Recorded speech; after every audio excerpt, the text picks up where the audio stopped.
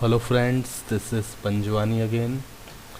Friends, पिछले video lecture में हमने कॉन्टेक्ट अस का फॉर्म बनाया था, मतलब कॉन्टेक्ट अस वाला पेज डिज़ाइन किया था। अब इसमें एक और इफ़ेक्ट, मुझे होवर इफ़ेक्ट यहाँ पे लगाना था। ठीक है, तो मैं क्या करता हूँ, कॉन्टेक्ट डॉट PHP को ओपन कर लेता हूँ और यहाँ पे मुझे एक होवर इफ़ेक्ट लगाना है। जब हम माउस लेके जाएं तो ये हमारा जो डिवीज़न है वो कुछ ऊपर की तरफ स्विच होके हमें दिखाई दे। ठीक है, तो हमने CSS फाइल ऑलरेडी बनाई हुई है। इसी में आके मैं एक नया क्लास बना लेता हूँ। तो मैंने लिखा डॉट और कुछ भी क्लास का नाम दे दिया, माय डेव स्टाइल नाम दे दिया। अब इसके अंदर जाके सबसे पहले तो मैंने लिखा ट्रांसफॉर्म कॉलन ट्रांसलेट। ठीक है, ट्रांसफॉर्म कॉलन ट्रांसलेट y कर दिया। देन आफ्टर ब्रैकेट के अंदर लिखा -20 पिक्सल सेमी कॉलन। ठीक है, इतना हमने किया। अब हम देखते हैं इसको रिफ़्रेश करके। पहले तो हमने जो क्लास लगाई यहाँ पे बनाई है, इस क्लास को मुझे यूज़ भी करना पड़ेगा, तभी ये अप्लाई हो पाएगी। तो कॉन्टेक्ट पेज में जाके ये हमारा जो डिवीज़न है, यहाँ पे जाके मैंने इस क्लास को यूज़ कर लिया, सेव किया,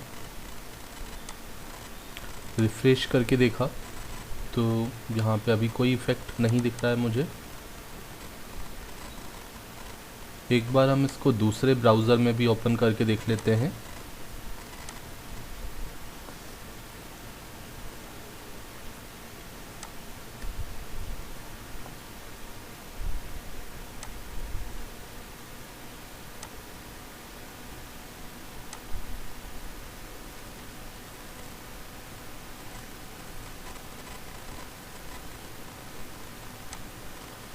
ठीक है, यहाँ पे रिफ़्रेश किया तो ओके। अब यहाँ पे आप देख रहे हो ये ऑलरेडी थोड़ा ऊपर आपको दिख रहा है, हाँ, लेकिन हमें तो ये होवर इफ़ेक्ट लगाना है, मतलब जब माउस लेके जाए तब ये ऊपर जाना चाहिए, तब ये ट्रांसफॉर्म होना चाहिए। तो क्योंकि हमने यहाँ पे होवर नहीं लिखा है, होवर लिखेंगे तो माउस ले जाने पे वर्क होगा, तो मैंने होवर लिख दिया। एंड अब मैं रिफ़्रेश करता हूँ तो अब आप देखोगे यहाँ पे जब मैं माउस ओवर करूँगा तब ये इफ़ेक्ट आएगा। ठीक है ना, यहाँ मैं अगर कर रहा हूँ गूगल क्रोम में तो कुछ प्रॉब्लम आ रही है। ठीक है, ये ऐसा इसलिए हो रहा है क्योंकि जो कैशे मेमोरी होता है ब्राउज़र का, वो अगर डिलीट नहीं हुआ है तो CSS वगैरह अप्लाई नहीं हो पाता है। तो आप क्या कर सकते हो, सेटिंग्स में जाके कैशे को डिलीट कर सकते हो।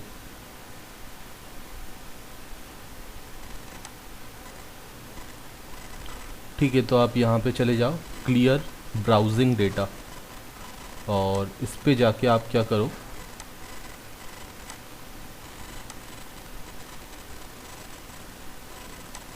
इस पे जाके आप कैशे को डिलीट कर दो, कैशे इमेजेस एंड फाइल्स। तो इसको मैं क्लियर कर देता हूँ। ठीक है, अब आई थिंक ये यहाँ पे भी हो जाना चाहिए। ठीक है, अब आप देख रहे हैं ये हो रहा है। ठीक है, तो ये ब्राउज़र में कैशे को हमें डिलीट करना पड़ता है, अदरवाइज़ CSS या जो इमेजेस वगैरह हम डालते हैं तो वो अप्लाई नहीं हो पाती हैं। ठीक है, इतना होने के बाद अब ये तो केवल पहले वाले डिव पे वर्क हो रहा है, ऐसा सभी डिव पे करना है। तो ये जो हमारी क्लास है माय डिव स्टाइल, इसको मैं सारे डिव के साथ यूज़ कर लूँगा। ये हमारा पहला डिवीज़न था और ये दूसरा, इसमें भी मैंने इस क्लास को यूज़ कर लिया और नेक्स्ट वाली क्लास में भी यूज़ कर लिया, एंड उसके बाद जो डिव है उसमें भी यूज़ कर लिया। ठीक है, ये जो माय डिव स्टाइल क्लास है वो चारों डिव में मैंने यूज़ कर लिया। अब ये होवर इफ़ेक्ट सभी पे आ जाएगा। ठीक है।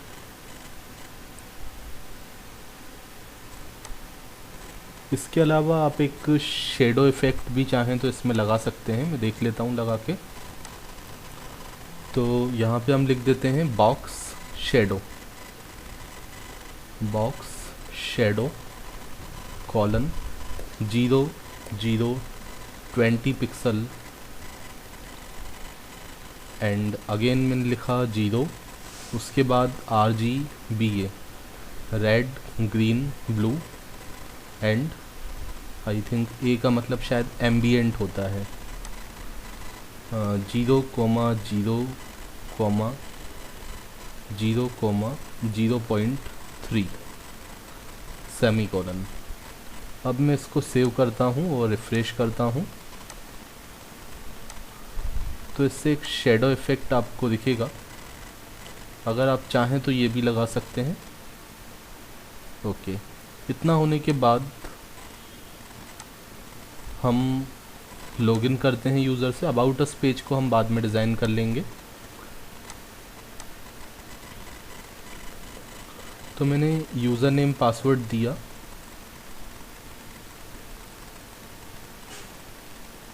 और यूज़र नेम पासवर्ड सही होगा तो ये लॉगिन हो चुका है।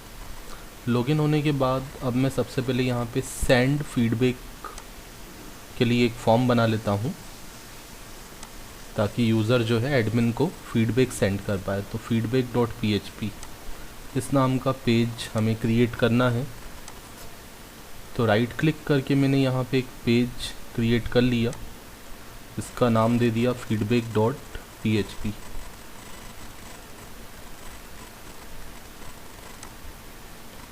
ठीक है, अब इसको मैं राइट क्लिक करके Notepad++ के साथ ओपन कर लेता हूँ और इसमें भी हम वही डिज़ाइन रख लेते हैं जो लॉगिन करने के बाद बाकी सब पेजेस में है। जैसे कि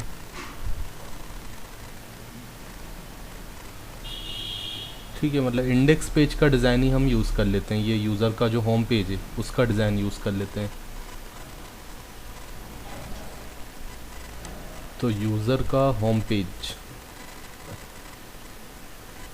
ठीक है, ये यूज़र का होम पेज है। इसका जो कोड है वो मैंने कॉपी कर लिया और इसको मैंने यूज़ कर लिया feedback.php के अंदर। अब यहाँ पे हमें एक फॉर्म डिज़ाइन करना पड़ेगा।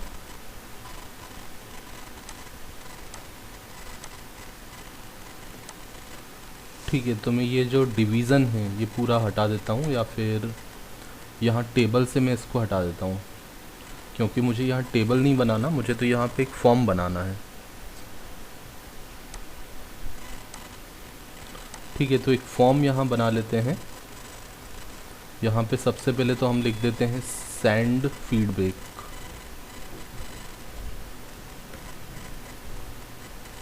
ठीक है, हमने लिखा सेंड फीडबैक, सेव किया। एक बार इसको रिफ़्रेश करके देखते हैं यहाँ पे। तो ये पेज तो क्रिएट हो चुका है, यहाँ पे सेंड फीडबैक लिखा हुआ आ गया। अब एक फॉर्म यहाँ बनाना है, तो यहाँ पे मैं फॉर्म को स्टार्ट कर लेता हूँ, फॉर्म को क्लोज़ कर लेता हूँ और फॉर्म के अंदर मेथड यूज़ कर लेता हूँ पोस्ट।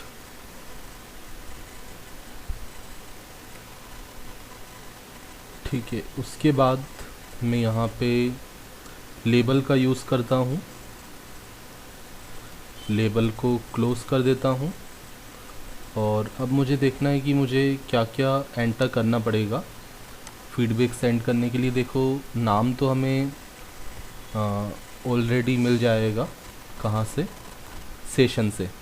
ठीक है, सेशन में जो ईमेल आईडी है उसके थ्रू हम यूज़र का नाम फैच कर लेंगे, उसका कॉन्टेक्ट नंबर भी आ जाएगा, ईमेल आईडी भी आ जाएगा, और डेट को हम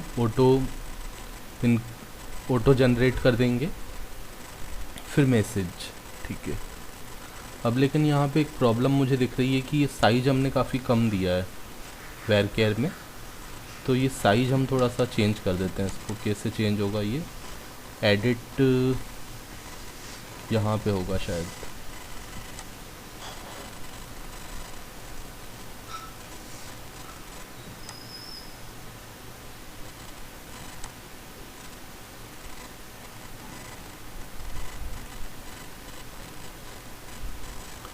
ठीक है, मुझे साइज एडिट करना है तो उसका ऑप्शन, या फिर मैंने जो फाइल बनाई थी एसक्यूएल वाली, वहाँ पे आके मैं चेंज कर लेता हूँ।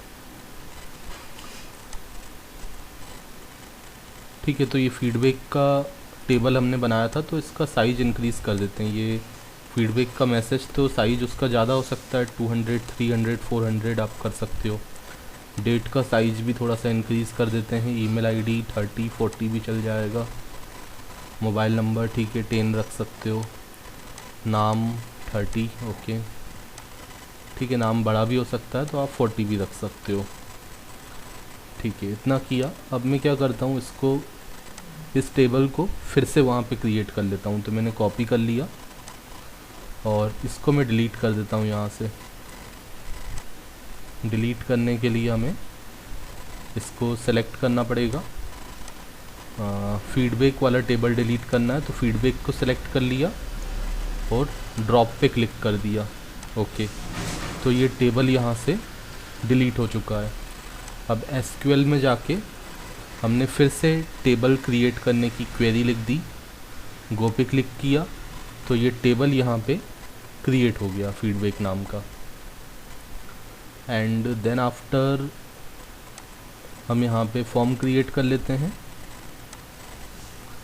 ठीक है, तो जैसा कि हमने देखा फॉर्म में जो नाम, ईमेल आईडी है, कॉन्टैक्ट नंबर है, वो तो अपने आप जनरेट होगा। ठीक है, तो हमें बस क्या देना है, मैसेज हमें सेंड करना है बस। तो एक मैसेज के लिए हम टेक्स्ट एरिया बना लेते हैं। ठीक है,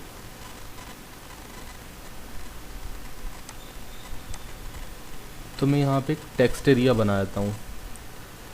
पहले मैं यहाँ पे लिख देता हूँ मैसेज, फीडबैक मैसेज।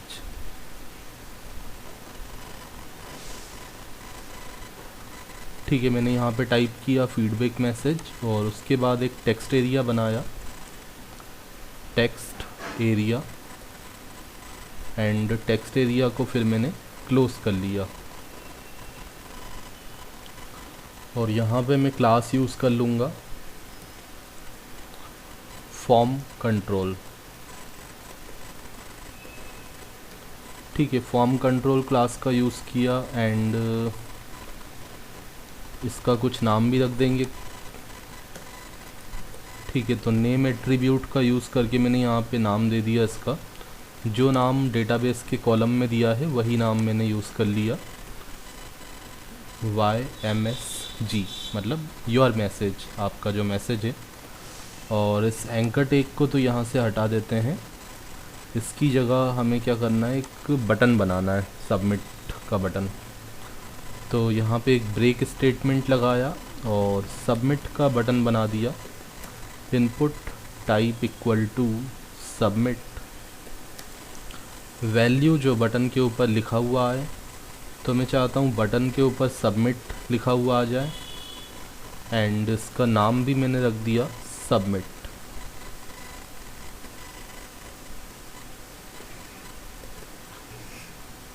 ठीक है, और बटन में कुछ CSS क्लास यूज़ कर लेते हैं। तो यहाँ पे हमने यूज़ कर लिया बटन, प्राइमरी, डेंजर, जो भी यूज़ करना है। तो बटन, डेंजर या फिर सक्सेस का यूज़ कर लेते हैं। ठीक है, इतना किया, सेव कर दिया। एंड अब हमें PHP का कोड भी नीचे करना है, पहले हम इतना करते हैं। रिफ़्रेश किया तो आप देखोगे यहाँ पे एक फॉर्म क्रिएट हो जाएगा। ओके, इस तरीके से ये हमें शो हो रहा है। इस टेक्स्ट एरिया को हम थोड़ा सा बड़ा भी कर सकते हैं, मतलब विड्थ इसका इंक्रीज़ कर सकते हैं। तो उसके लिए मैं क्या करता हूँ, यहाँ पे रोज़ का यूज़ कर लेता हूँ। रोज़ मैंने कर दिया यहाँ पे 40।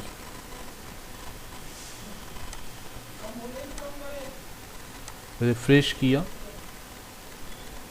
तो अब इसका जो हाइट है बहुत ज़्यादा हो गया, थोड़ा कम करना पड़ेगा, 20 भी ठीक रहेगा।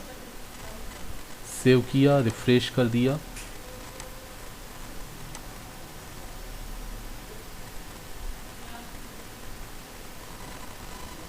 ठीक है, अभी भी साइज ज़्यादा आ रहा है।